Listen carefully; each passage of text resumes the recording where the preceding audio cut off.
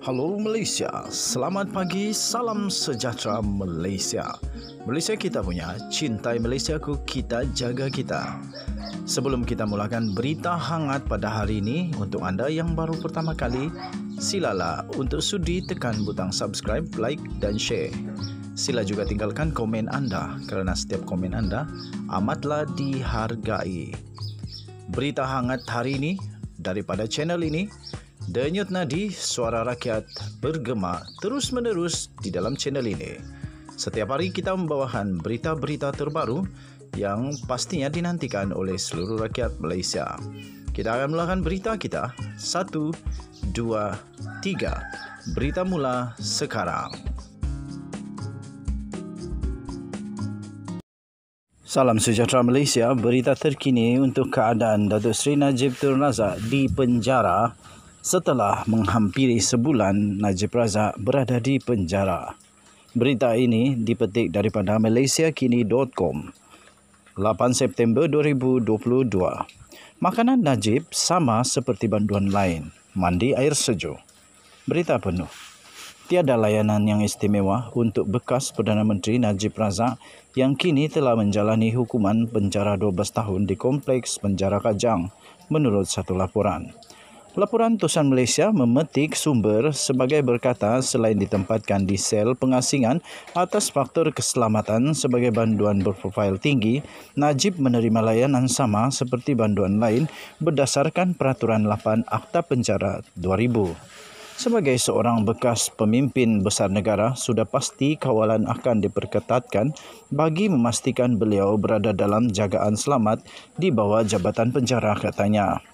Kata sumber itu lagi, makanan yang disediakan kepada Najib juga mengikut skala diet yang sama seperti banduan lain dengan kekerapan biasanya 5 kali sehari.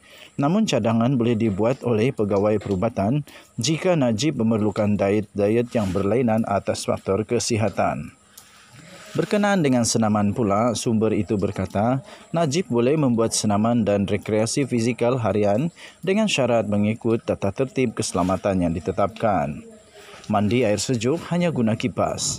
Sementara itu, laporan itu turut memetik seorang lagi sumber yang rapat dengan Najib yang berkata dia hanya mandi air sejuk dan sel pengasingannya hanya menggunakan kipas. Beliau ada alahan kulit. Kemarin di mahkamah, nampak bahagian leher Najib kemerah-merahan akibat alahan kulit selain badan susut sedikit. Dalam sel Najib, suis pun tiada. Najib ada alahan, kalau tidur boleh berhenti bernafas. Jadi kena pakai satu mesin, malah mesin itu pun kena tarik wayar. Kata sumber itu seperti dipetik. Katanya lagi, dia difahamkan Najib tidak diberi doktor khas dan bergantung kepada doktor yang ditugaskan kepada semua banduan. Dalam pada itu, sumber pertama berkata, boleh menggunakan buku dan bahan bertulis yang diterima atau diperolehi melalui pegawai penjara dengan syarat mendapat kelulusan pegawai yang bertanggungjawab terhadapnya. Najib mula menjalani hukuman penjaranya pada 23 Ogos lalu, selepas Mahkamah Persekutuan menolak rayuan terakhirnya untuk mengenepikan sabitan dan hukuman terhadap kes SRC rasuahnya SRC International berjumlah 42 juta ringgit. Dia juga masih berdepan 3 lagi perbicaraan jenayah melibatkan 1MDB dan 1 perbicaraan berkenaan SRC International. Sekian berita, salam sejahtera Malaysia. Malaysia kita punya, cintai Malaysiaku, kita jaga kita. Jangan lupa tekan butang subscribe, like dan share. Bye-bye.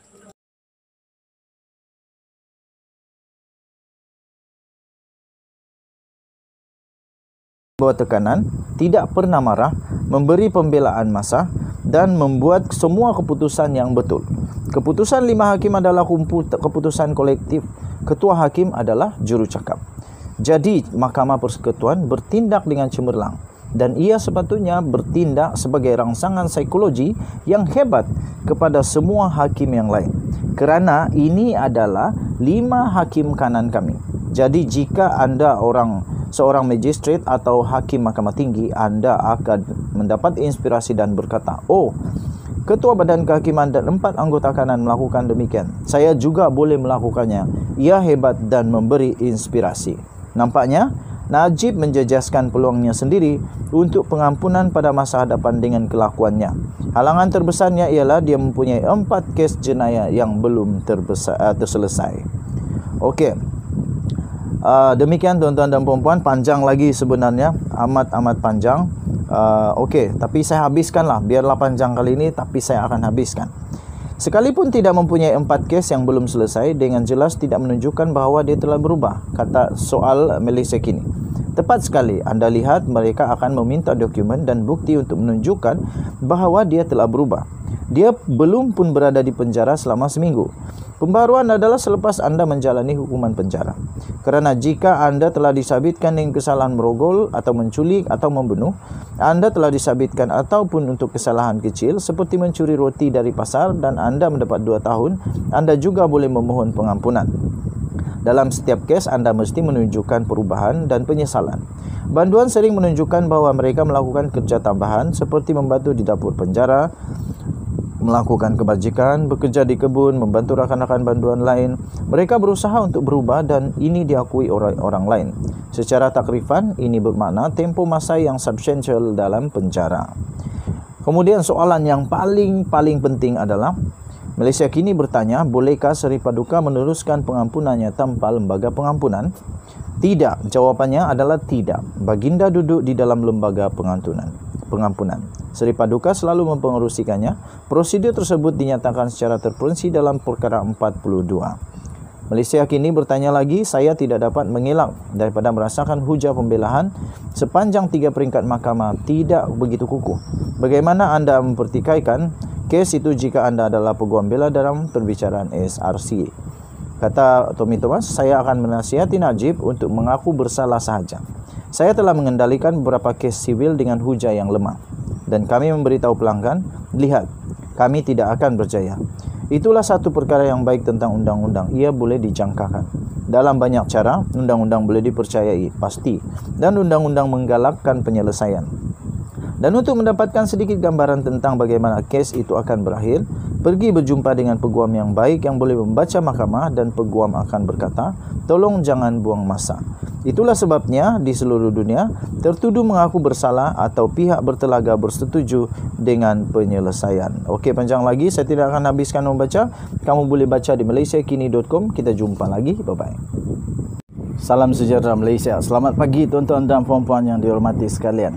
Pasti ramai ingin tahu peluang untuk Najib Razak dapat pengampunan awal atau tidak.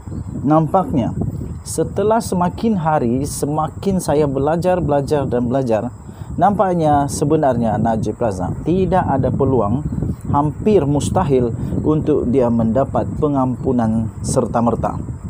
Tuan-tuan dan puan-puan yang dihormati sekalian, berikut ialah prosedur di dalam pengampunan di Malaysia, dikongsikan oleh bekas peguam negara Malaysia, Tommy Thomas. Okey, tuan-tuan dan puan-puan, di Malaysia kini pengampunan untuk Najib tidak sah sekarang, kata bekas peguam negara ini. Dalam bahagian keempat dan terakhir untuk temu bual eksklusif bersama James Chai dan P. Gunasagaram, bekas peguam negara Malaysia iaitu Tommy Thomas yang memulakan pertuduhan undang-undang terhadap bekas Perdana Menteri iaitu Najib Razak dan yang lain membicarakan topik kompleks iaitu tentang pengampunan. Malaysia kini bertanya kepada bekas peguam negara ini, katanya, kita beralih kepada isu pengampunan secara sah. Apakah proses untuk pengampunan dalam kes Najib? Kemudian Tommy Thomas menjawab, saya gembira anda bertanya. Terdapat begitu banyak maklumat yang salah. Pertama, anda mesti ingat pengampunan di Malaysia dinyatakan dalam Perkara 42 Perlembagaan Persekutuan dan adalah berbahaya untuk membandingkannya dengan negara yang lain kerana ia adalah mekanisme yang Malaysia yang unik. Terdapat lembaga pengampunan di semua negeri yang dipengerusikan oleh Raja-Raja Melayu. Kita hanya perlu fokus kepada wilayah persekutuan kerana mahkamah yang berkaitan adalah Mahkamah Jalan Duta. Jadi lembaga pengampunan wilayah persekutuan dipengerusikan oleh Seri Paduka Baginda yang di-Pertuan Agong dan Menteri Wilayah Persekutuan adalah ahlinya. Begitu juga AG dan 3 atau 4 anggota masyarakat sivil. Jadi pada asasnya setiap mereka yang telah dibicarakan di Mahkamah Kuala Lumpur berada di bawah Lembaga Pengampunan Kuala Lumpur. Terdapat kira-kira 50,000 banduan di penjara pada ketika ini, banduan yang telah disabitkan kesalahan. Kesemua 50,000 banduan ini berhak memohon pengampunan di bawah perkara 42 Perlembagaan Persekutuan itu. Terdapat masalah yang praktikal, iaitu kerana jika 50,000 memohon serentak, lembaga pengampunan akan runtuh. Mereka tidak dapat menampung sebegitu banyak. Jadi terdapat proses yang dibina dan diikuti selama beberapa dekad sejak merdeka. Pada asasnya, anda perlu menjalani 1/3 daripada hukuman penjara sebelum memohon. 1/3 daripada hukuman penjara sebelum memohon. Makna kata dalam kes Najib, secara asasnya dia perlu dipenjara sekurang-kurangnya 4 tahun. Malaysia kini bertanya seperti yang dikehendaki mengikut perlembagaan. Kemudian bekas Peguam Negara ini menjawab, saya fikir ia lebih kepada konvensyen. Jika tidak, akan terdapat terlalu banyak permohonan. Ia hanya praktikal. Setiap banduan hendaklah dilayan sama rata. Lembaga Pengampunan Wilayah Persekutuan bermesyuarat 3 atau 4 kali setahun secara tradisinya. Setiap kali mereka bermesyuarat, mereka mempertimbangkan kira-kira 10 permohonan. Jadi katakan pada setiap tahun mereka mempunyai 50 permohonan oleh 50 banduan. Jadi masalah pertama ialah bagaimana anda menjadi salah seorang daripada 50 itu. Anda tidak boleh melompat giliran. Anda ada masa menunggu. Jika Najib perlu menunggu giliran, jika tidak, jadi Najib perlu menunggu giliran. Jika tidak, anda tidak adil kepada banduan yang lain yang telah menunggu selama bertahun-tahun sebelum mengemukakan permohonan mereka. Mari kita pertimbangkan seterusnya apa yang berlaku apabila lembaga pengampunan bermesyuarat.